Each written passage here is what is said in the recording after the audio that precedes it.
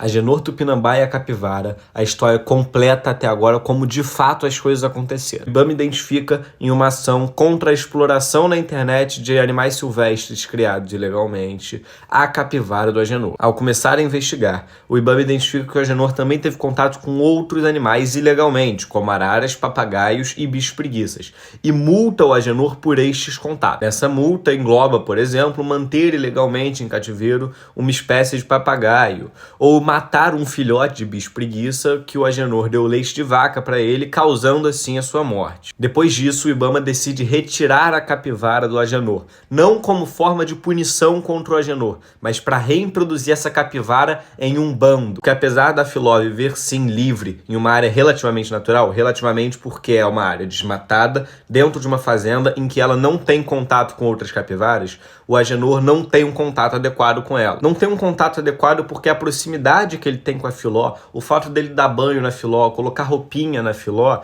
é perigoso, porque capivaras são transmissoras da febre maculosa. E além disso, expor a filó da forma como ele expõe na internet incentiva o tráfico de animais silvestres, porque pessoas podem entender que elas também podem ter capivaras como pet. Ou seja, a filó vive sim livre, porque ela pode ir e voltar da casa dele quando ela quiser, mas isso não significa que ela viva da forma adequada. O tratamento que ele dá a ela não é adequado, a proximidade que ele tem com ela não é adequada e ela está afastada de um bando, o que para uma capivara é algo muito ruim. Capivaras são animais extremamente sociáveis, elas vivem em coletivo. Como que a filó vai, por exemplo, suprir as suas necessidades reprodutivas sem estar inserida em um bando? Isso é um problema. Isso tudo é pensado na hora que se legaliza ou não uma espécie de animal silvestre que possa servir de pet. São feitos estudos que identificam se aquele animal pode ou não viver confortavelmente em cativeiro e afastado da natureza. Por isso que a gente pode ter diversas espécies de cobras, diversas espécies de pássaro e etc. Foram feitos estudos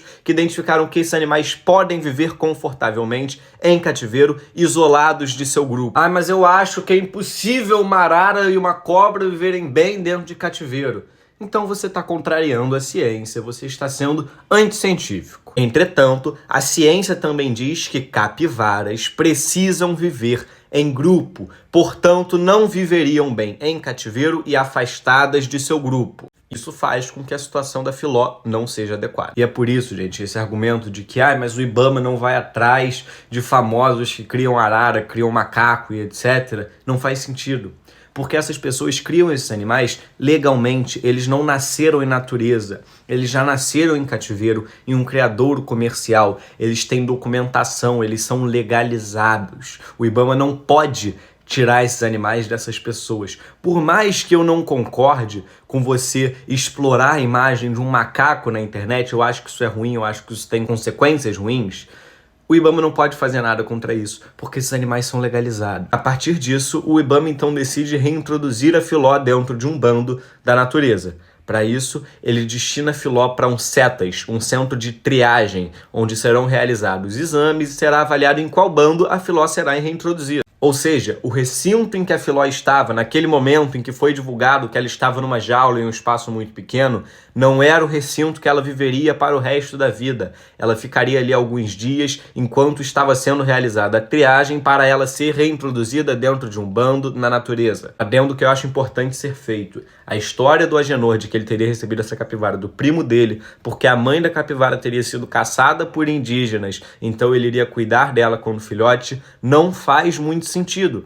Pelo simples fato de que capivaras vivem em bando, e quando uma mãe morre, o bando adota os filhotes dessa mãe. Não estou dizendo que necessariamente é mentira, mas que não parece ser verdade. Sim, gente, a estrutura do CETAS, do centro de triagem em que a capivara estava, não é boa. E nunca foi. A estrutura de nenhum CETAS é bom. Para quem já visitou, para quem conhece um CETAS, sabe disso. Mas o que a gente deve cobrar aqui é destinação de recursos para o CETAS, melhoria da estrutura, ao invés de atacar o CETAS, já que apesar de uma estrutura precária, o trabalho que eles fazem é feito com muita qualidade. Mas, apesar de todas essas decisões técnicas do IBAMA, essa situação já havia sido politizada. quando a deputada Joana D'Arc, deputada estadual, saiu em defesa do Agenor e instrumentalizou essa situação para ganhar capital político e desmoralizar o IBAMA. A partir disso, sem que se passe a informação de que a capivara não ficaria naquele recinto e sim seria reintroduzida em um bando dentro da natureza, começa uma mobilização para tirar essa capivara do IBAMA e devolver ela para o Agenor. Então, no domingo de madrugada, um juiz de plantão, repito, um juiz, não é um biólogo, não é um técnico da área, é um juiz formado em direito e não em biologia, decide que a guarda provisória da Filó, até o processo ser encerrado, ficará com o Agenor. O IBAMA não voltou atrás em sua decisão, o processo não foi encerrado. O que aconteceu foi que um juiz tomou a decisão de que a guarda da Filó ficaria provisoriamente com o Agenor até todo o processo se encerrar, o que compromete o trabalho do IBAMA de reintroduzir a Filó dentro de um bando. Entenderam a situação completa até aqui? Entenderam como tudo isso se desenrolou?